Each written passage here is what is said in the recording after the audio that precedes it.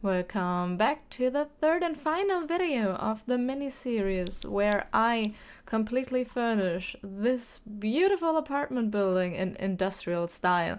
And all we have really left to do is get our two retail businesses in here.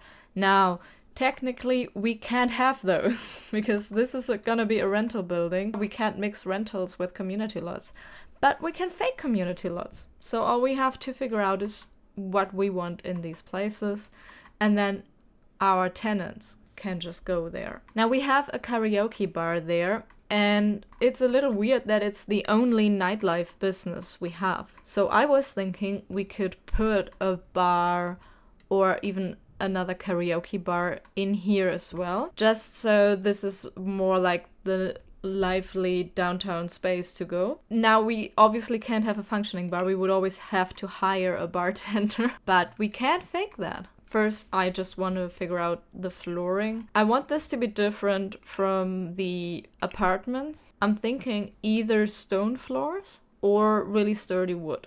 That is a cool floor for a retail space. Oh, maybe really a karaoke bar, and therefore this Japanese style, but with a more traditional Japanese style, as opposed to the other karaoke bar right next door that is more modern. Okay, if we do that, we need to have essentially spaces for private karaoke. I figured this could be a public toilet then. I need to figure out how big I even have to make the spaces. Yeah, that's too big. Forget that. Or do we not make a private booth? I know this would be more traditional Japanese style, but maybe this could be another, because yeah, this could be another difference to the other karaoke bar, because I think, if I remember correctly, these are all individual, yeah. This is the classic Japanese style where all the karaoke rooms are separated, but it looks very modern, and this looks traditionally Japanese in style, but has the American approach of having the karaoke take place publicly, and it's still a little separated from the bar area. That seems plausible. Let's do that. We have a game plan. Nice. Now this bar is our defining feature, so let's see. Okay. I like that the karaoke area is in the back where there aren't any windows. Technically though, would we need this on the inside? Yes, I like that. I like that. I like that. They use, like, the outside isn't roll up because it rolls up to the inside, and they use this as decoration because it's not something that's used for deliveries. Yeah. Okay, works for me. Works for me. Now remember, this isn't really a karaoke bar, but I enjoy the idea that my tenants may come down here and use this space. And we need some seating there for the people to watch the karaoke sure. Some seating for people to watch the karaoke show. I wanted this bar to have an authentic Japanese flair, and when I'm saying that, please take it with a grain of salt, because neither was I ever in Japan, nor did I do any research. I just basically made this up as I went along, but that's okay, because this isn't a bar in Japan. We're not in a Japanese coded world. This is made for Samishuno, so this just has to have the flair, and I wanted it to mix traditional Japanese things with more modern street style Japanese things, so that this is becoming a really cool hip and trendy bar kind of scenario. So I mixed some of the more traditional stuff that we had, and for the more modern aesthetic I actually went with a lot of street style things and posters, because when I think about Japan, or at least Tokyo, I often think about these very highly densely packed advertising posters that are super cool and illustrative, but really packed together, and I really wanted to incorporate that flair and somehow make it match with the more traditional elements. I went with that aesthetic based on the design of the bar, so it was mostly supposed to match that. And the bar is also doing that. It has the traditional Japanese woodwork, but then a lot of stickers and a cool bat illustration and stuff like this. So that was basically what was dictating the vibe for the rest of the building. And overall, I think I really did well, because I think the final place does actually really look like somebody tried to invoke traditional Japanese elements and make it a hip, cool, modern place. And it also creates a lot of visual distance between us and the other karaoke place, which is also something that I wanted. One of the harder things to balance was the amount of traditional and cool modern things I placed. And actually this werewolf graffiti came in clutch, because it looks exactly like what I envisioned for the Japanese more street style elements, the cooler, hipper things. And it matched really, really well still with the more traditional stuff because of its color scheme. So the werewolf pack, unlikely ally for the Japanese karaoke bar, who would have known? And yeah, I placed more of these poster walls that I very much and very strongly associate with Japan, especially Tokyo.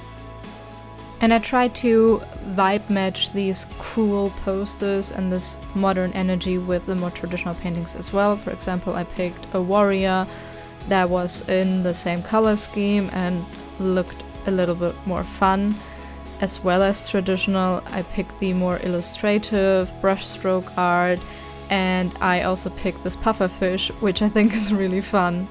All in an attempt to blend the modern and the traditional vibes, not only because that's cooler for a bar, but also frankly because that makes it easier for me, because I don't have to be truly authentic, because that's something that I just can't be, because this bar is already playing with the more traditional and less traditional elements, and that gave me a little bit more freedom.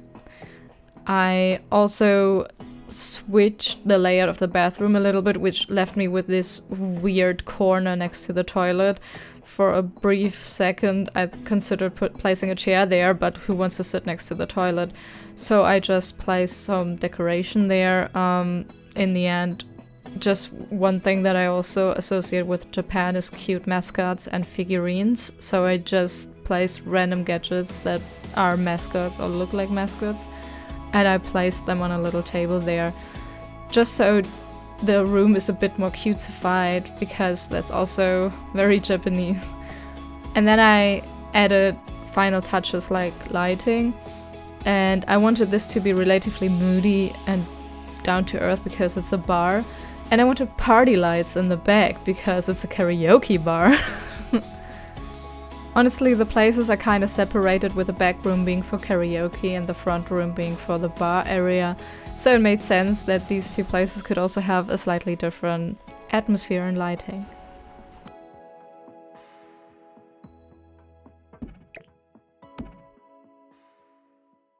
And now that we're done with this one, why don't we hop on over to their neighbors? And I am thinking I want this to be a thrift store.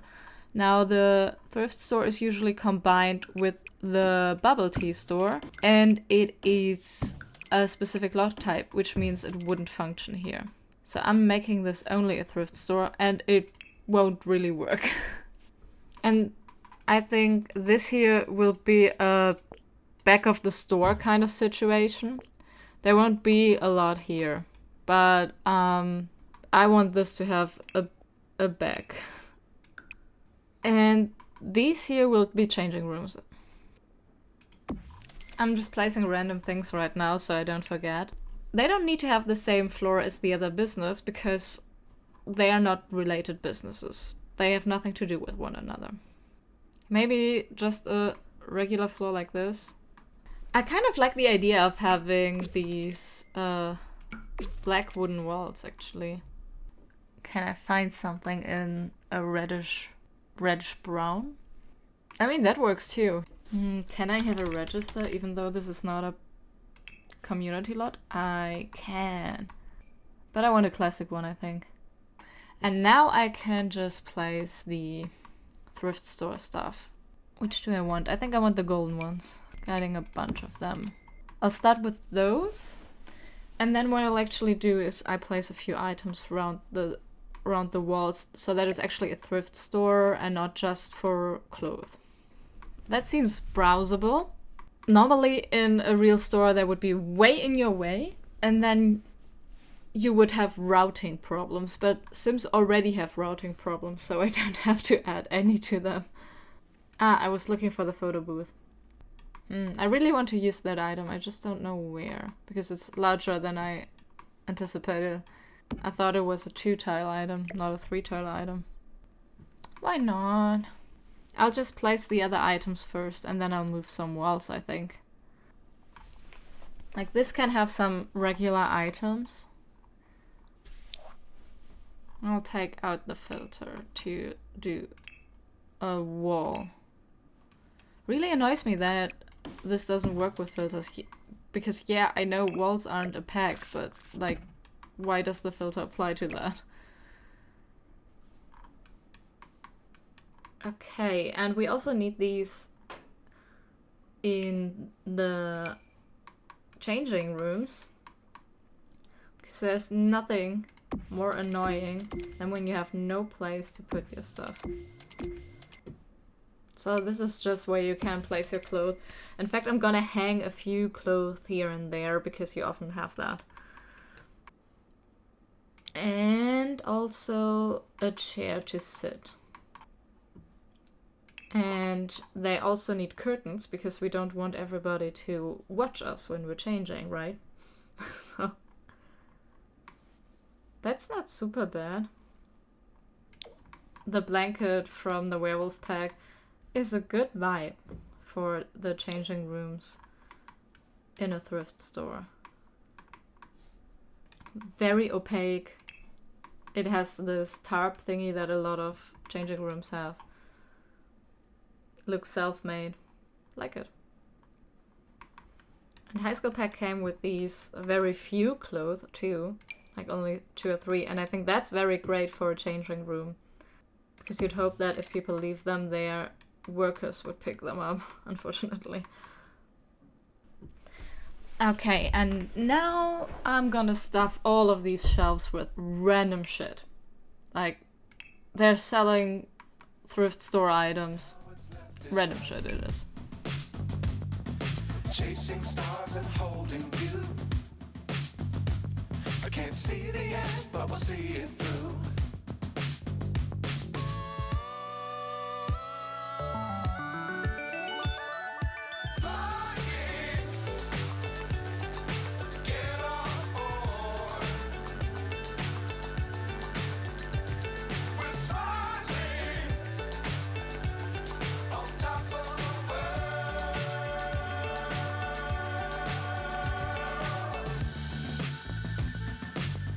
Times don't fly too high.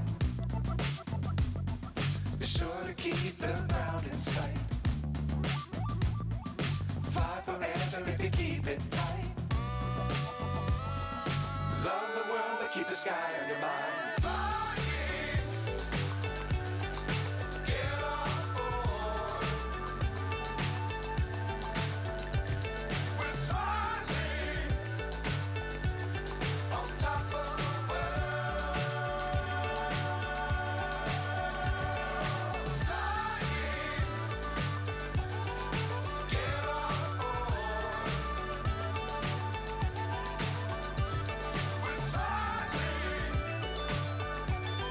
Okay, I think that's the thrift store done.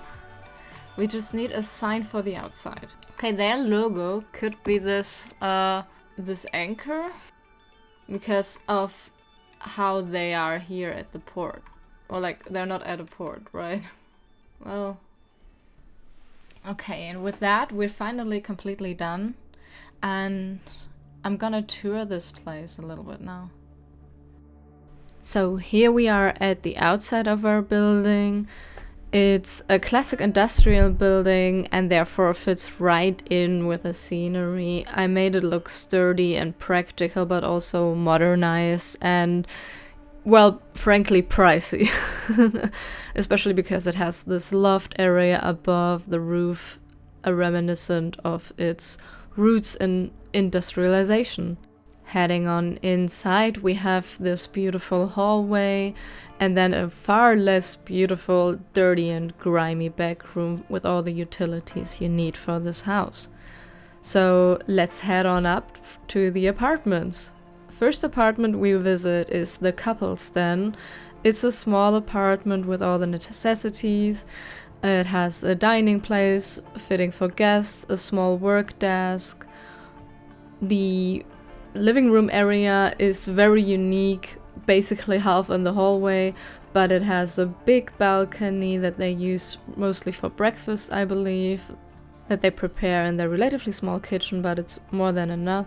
Their bedroom is beautifully lit and has a great view out onto the water and a little bit of skill building and hobbies. They have the entryway area that's really beautiful.